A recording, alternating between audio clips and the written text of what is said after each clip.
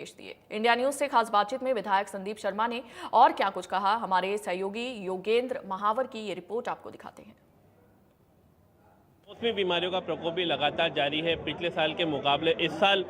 कितना लगाम लग पाएगी, इस बारे में विधायक संदीप शर्मा ने अधिकारियों के साथ आप लोगों ने बैठक भी की थी, आवश्यक दिशा निर्देश भी दिए थे, लेकिन कहीं ना कहीं अभी भी मौसमी बीमारियों का प्रकोप जारी है। देखिए, अभी मौसमी बीमारियों का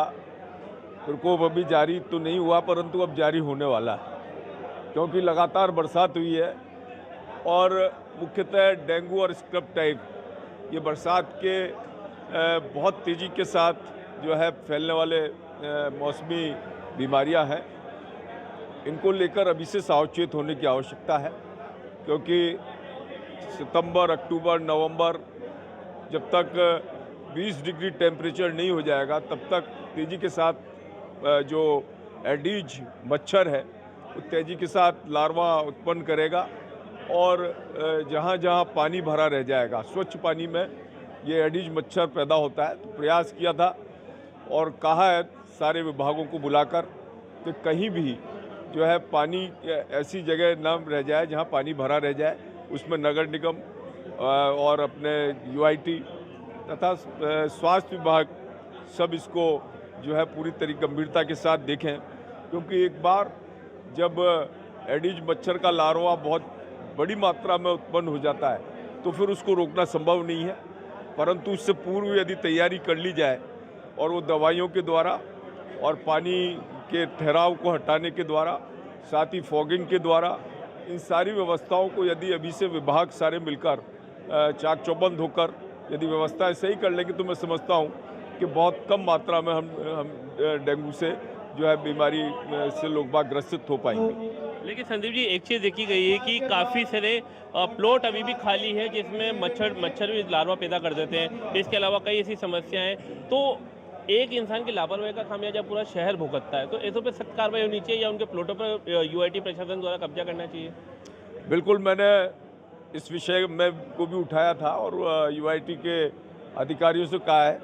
कि ऐसे प्लॉट मालिकों को नोटिस दिया जाए और साथ ही साथ जो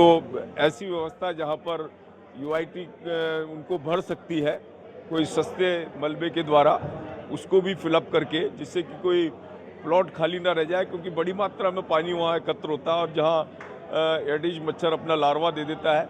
और वो क्षेत्र पूरा का पूरा उससे डेंगू से संक्रमित हो जाता है। तो इन सारी चीज़ों की ओर जो है पूरी गंभीरता से प्रयास किया जा रहा है कि इनकी तुरंत रोकथाम की जाए। अच्छा, आखिरी सवाल, पिछले साल के मुकाबले इस बार कितने ठोस कदम उठाने की आवश्यकता है? देखिए, इस बार बरसात लगातार हुई है और अभी तक भी बरसात हो रही है, तो निश्चित रूप से पानी का भराव बहुत ज़्यादा है और लोगों को भी सावचेत होने की आवश्यकता है, अपने कूलरों को देखने की आवश्यकता है, क्योंकि घरों में यदि छोटा सा भी एक दीपक के टुकड़े में ऊपर छत पर यदि पानी का भराव है तो वहाँ पर भी वो लार्वा उत्पन्न हो सकता है। कोई मटकी के टूटे ठीकरे होते हैं, उनके अंदर पानी अगर एकत्रित हो रहा है या कहीं लेवल में